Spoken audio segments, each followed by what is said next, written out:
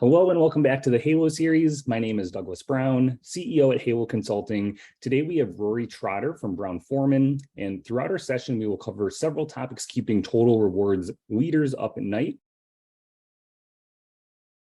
Before we kick off the questions, let's get started with you, Rory. Can you share with our viewers where you started your career and how you matriculated to Brown-Forman? So much for having me today. Just sharing a little bit about my background. I started my career as an HR business partner at PepsiCo, doing high volume labor and employee relations. Figured out pretty early that was not necessarily something that I had a passion around doing, and had the opportunity to move to Archer Daniels Midlands, a Fortune 50 consumer staples company, to go through a HR management development program. And so I had the opportunity to spend some time in talent, employee relations, compensation function, and got a really well-rounded understanding of the function that gave me some foundational experiences that I think positioned me to be successful later in my career.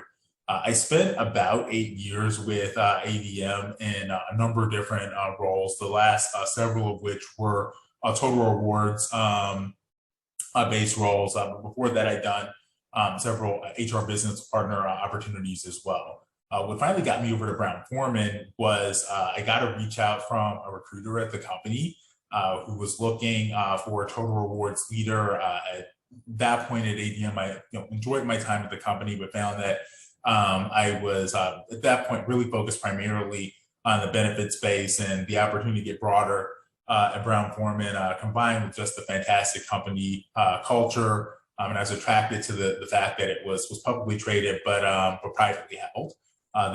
Those factors together, got me over here. Thanks for that intro, Rory. As a total rewards leader at a publicly traded organization, can you share with our viewers what are the things that keep you up at night? Two things that are keeping me up right now. I'd say that one, as much as there are some signs that we're moving into a recession, this is still very much an employee's job market. And so the pressure to put in place competitive pay programs that allow you to be competitive and retain talent are as high as they've ever been. As a product of that, there are a few different things that we've had to really be thoughtful of as additional compounding factors. The fact that post-pandemic, there is increasingly an expectation from employees that there's the ability to work in a flexible work environment. And as many companies have adopted that, the number of companies that can pull from us has grown. And additionally, the efforts that we have to make to pull other talent in are higher than they've ever been before. So those are probably the two big things that are standing out to me right now. The other being, of course, inflation.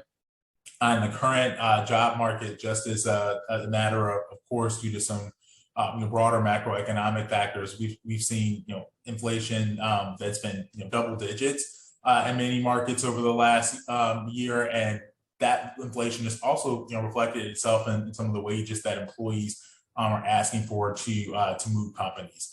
If you bring people in at those higher market rates, though, it can create a situation internally where you've got equity issues. And so balancing those factors is something that we've had to be really thoughtful about.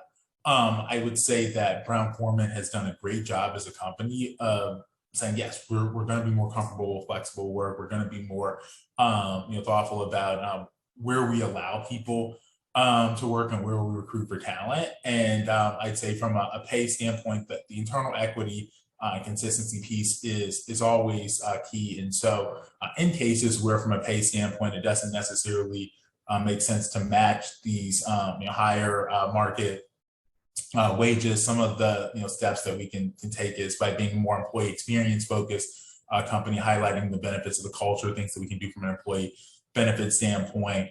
Some of the more qualitative aspects of what makes a company a great place to work have been some ways that we've been able to attract talent. Rory, those are some really strong topics, and we'll dive into those throughout our session today. So companies are increasingly moving towards a remote and or flexible work environment with the perks to attract and retain top talent. We are in an ever-changing landscape today. What role does equity compensation play here? Absolutely. I would say that equity compensation at more senior levels hasn't always, will be, I believe, retentive. And so there is just the primary benefit of being able to say to your executive population, even if you do have a broader selection of roles than ever before, that if you've got to, leave behind significant equity on the table, it just becomes more, difficult to move, and it also becomes more difficult to maybe just decide that you want to retire because there's this great compensation opportunity. The other piece is, of course, the ability to share in the company's success. And the deeper that you can push equity in the organization against that context, I think the more that you can create this employee experience halo effect. The offsetting consideration there is while equity can always be a great vehicle to create engagement. Ultimately, there's an old saying in comp to cash is king, and if you give somebody the choice between cash today or equity in the future, most people will choose cash today. So while I do think that equity compensation is an incredible vehicle that companies should be leveraging to the maximum ability they can without creating dilution, issues and that impact the value of the stock price. I do also think that there needs to be a balanced approach there, recognizing that it's just one tool in the toolkit. Rory, and in terms of equity compensation, can this be used as a vehicle to attract talent at different levels in our current market state? Yes, I think that particularly if you're willing to go a little bit deeper into the organization, employees oftentimes think about equity as associated with more senior levels, and so it can be a signal to employees in the market that, oh, this is an equity eligible role, and it speaks to the seniority of where someone is sitting. Additionally, if someone is used to having equity in their current role or current environment, it can be very difficult for them to be willing to give that up.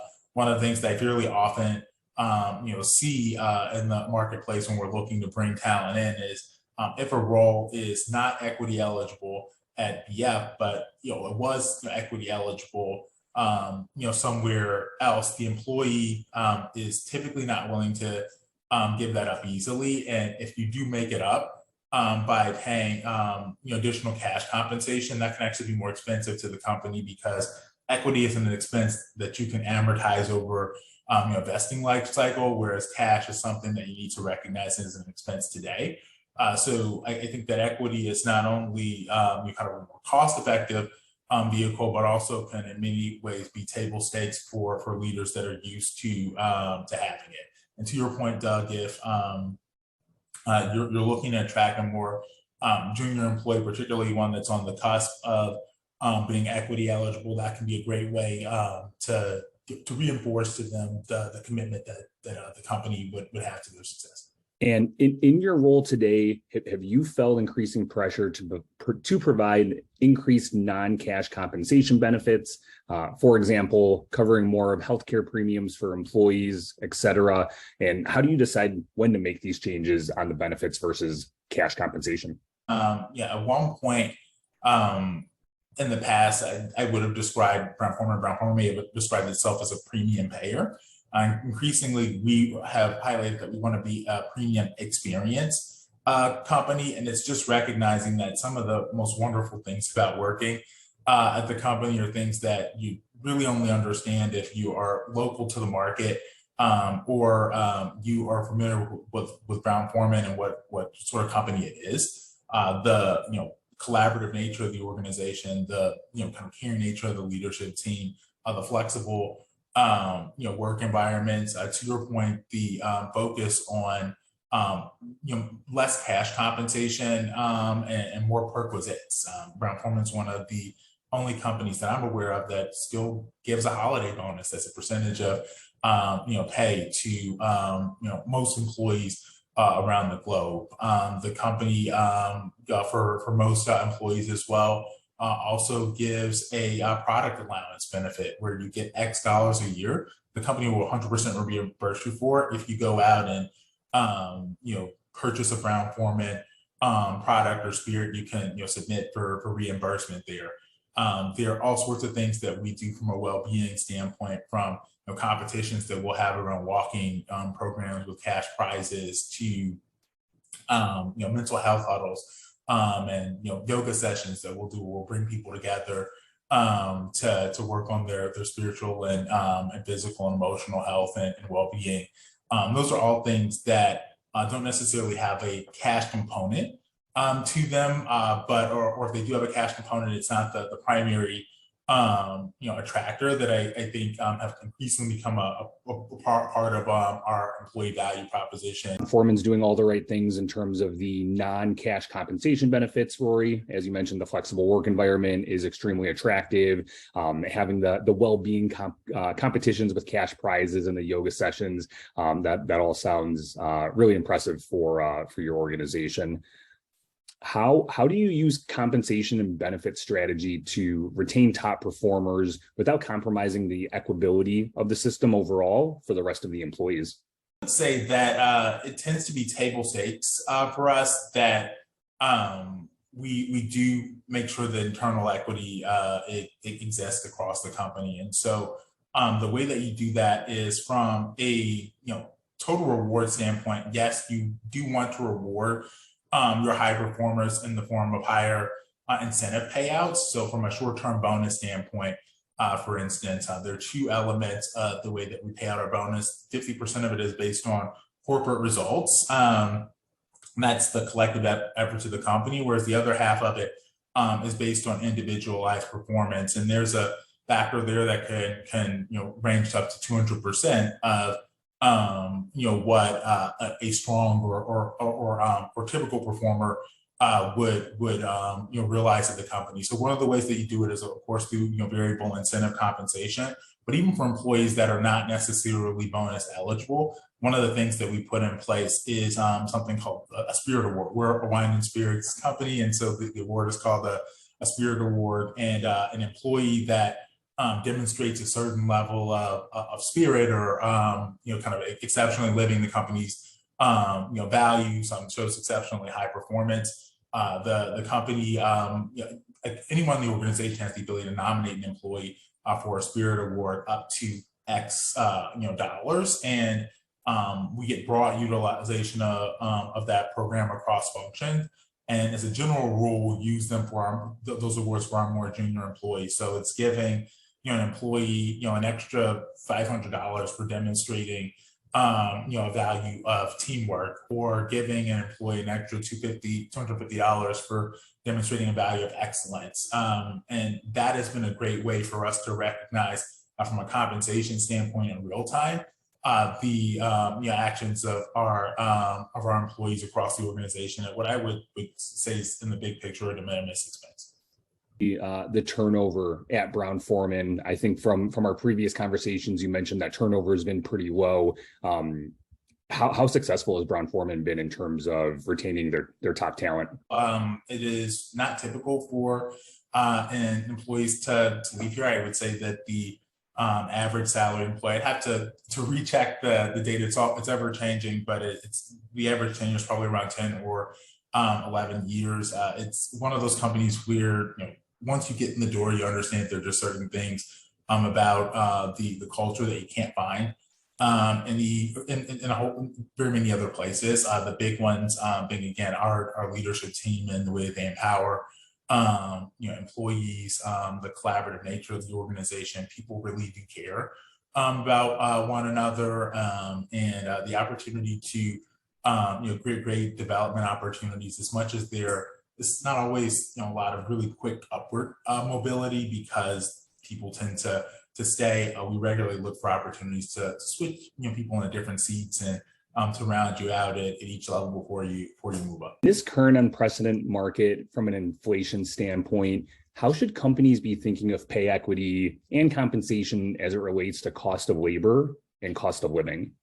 Cost of labor is effectively the market rate So that's the most prevalent reference point that we use to establish upper fair salary increases among employees, whereas cost of living is what you would use to define what you need to maintain a lifestyle.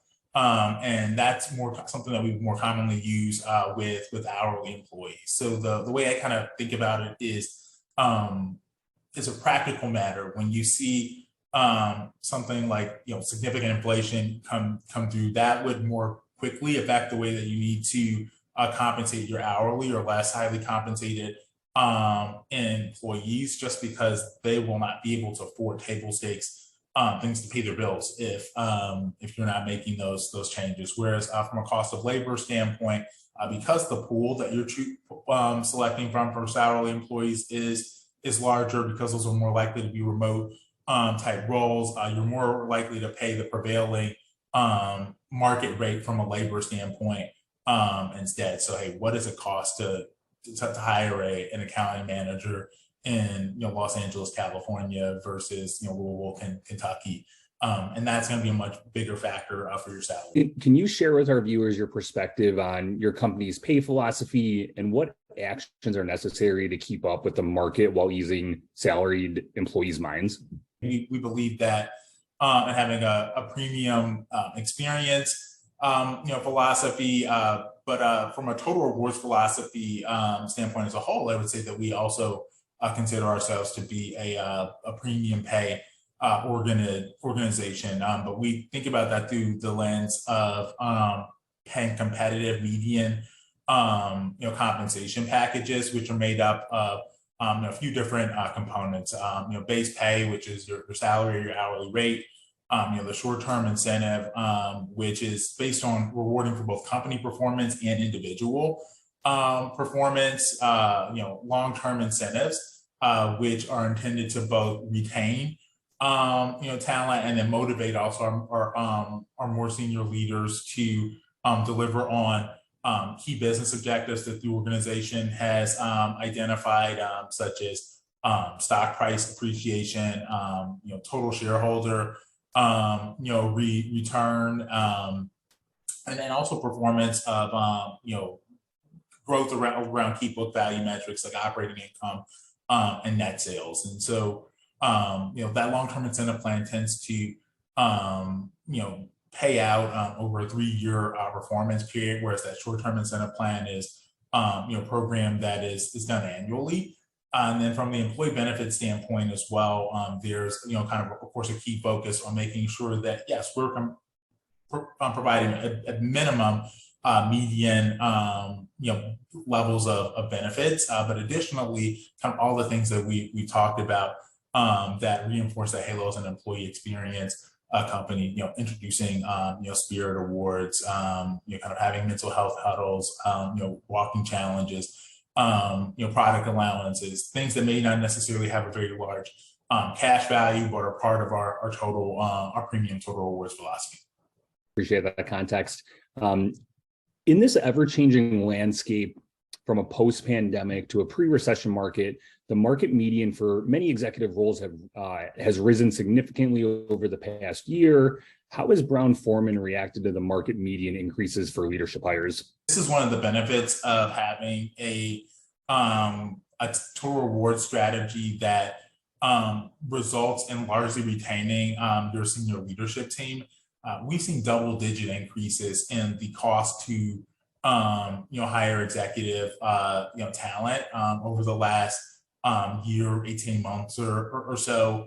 And as a general rule, if you bring an employee in at a much higher level from a compensation standpoint, you need to react to that from an internal equity standpoint, adjusting the pay packages of your senior leaders internally as well.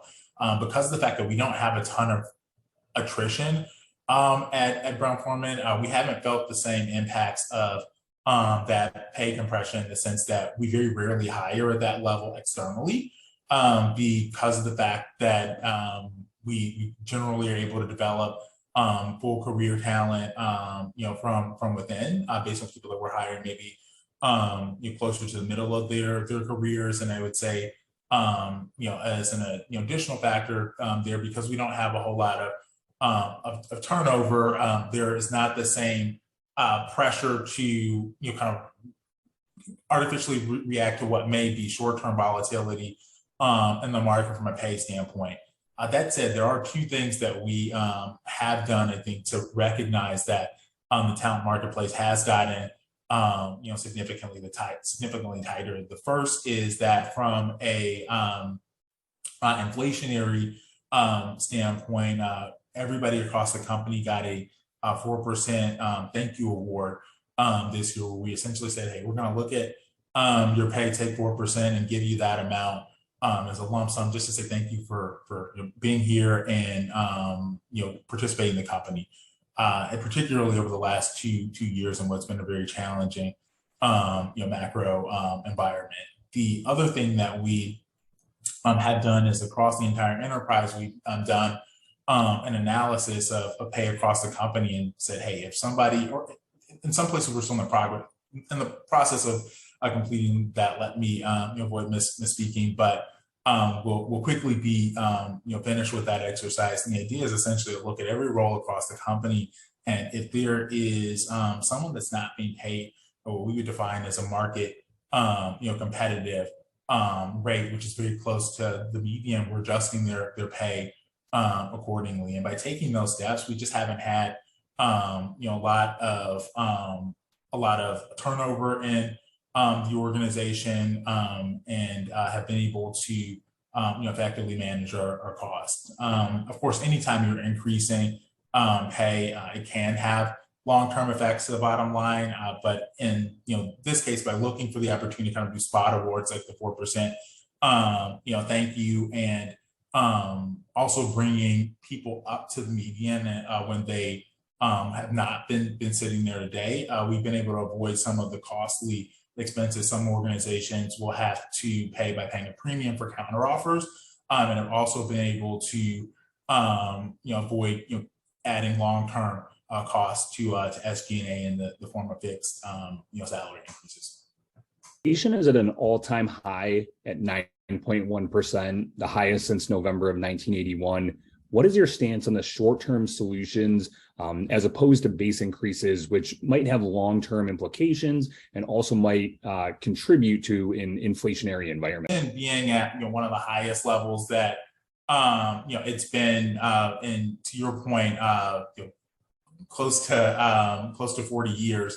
Our approach is, first I'll say there are a number of different ways you can approach it. You can do cost of living allowances, you can do retention bonuses, you can do sign-on bonuses, you can resort to various forms of pay stipends.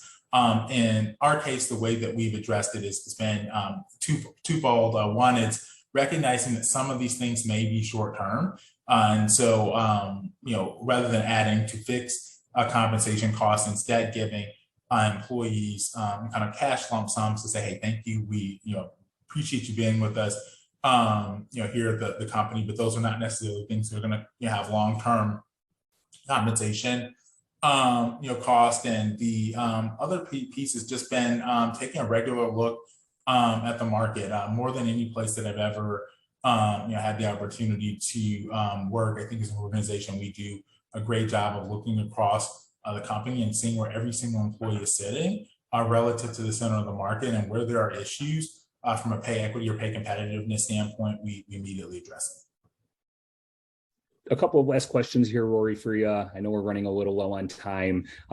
With inflation rising around the world, high tech and finance industries are moving to USD compensation packages. Can you share with our viewers the pros and cons on this specific approach? Moving to USD compensation packages is not prevalent everywhere. Even in markets that are impacted by hyperinflation and high volatility, it can create risk for business. But for those high tech and finance industries that are doing it, it's typically because they got the margins to be able to afford to do so, and it allows them to be more competitive in the talent marketplace. With the current inflation environment we are in today, I'd be curious about your outlook for the future, specific to North America, Europe, the Middle East, Africa, LATAM, and APAC? It may not feel that way right now, but kind of on a global context in North America, we do expect that inflation is going to continue to be moderate over the next couple of years, so 2023, 2024, and during that period in time, kind of all the different levers that we talked about during this call are things that companies are going to need to do to be thoughtful to attract and retain talent without incurring long-term increases to cost from an SG&A standpoint. Europe, I think inflation is expected to weaken eventually, but it's going to remain elevated at least through 2023. From a Middle Eastern standpoint, or Middle East standpoint, I think that there's going to be a little bit more variability there, and you're going to have to look at it, on a local market basis. And then both in Africa and LATAM, I think that it's going to, and APAC, I think it's going to be harder to predict, and companies are just going to need to be, dynamic. In Africa, the way that the companies have tackled that is by prioritizing more short and midterm actions, like the things that we discussed as kind of these one-time, compensation increases. In LATAM, the way that they tended to tackle it is through premiums on short-term bonuses. And in kind of the Asia Pacific region, lump sums have been a really prevalent reaction to cope with the current inflationary situation. Just to wrap things up here, anything you'd like to say or talk about in terms of the work you're involved with at Brown-Forman personally? I'm most excited about that I've had the opportunity to work on at Brown-Forman is continue to move the needle from a D&I standpoint. Today, as a company, we were one of the first organizations to add a D&I performance measure to our incentive compensation programs at the executive leadership level. We're continuing to advance that work by looking for ways to move beyond just focusing on actions that we can take to continue to move the needle on D&I to actually putting in place outcomes-based performance measures from an incentive comp standpoint that I think will continue to allow us to move closer and closer towards reaching our 2030 ambitions as it concerns having 40% of women in leadership positions, which we've already done, and now we'll just have to continue to look to move the needle further there, and also to have representation of people of color at 25% in the organization by 2030. We're most of the way there already, and I think some of the actions we're going to do on the D&I incentive performance measure standpoint will allow us to have even more success in that regard. Sounds like your role is really engaging and exciting at Brown-Forman, Rory. We really appreciate your time today, and we look forward to staying connected moving forward. Absolutely. Thanks so much, Doug.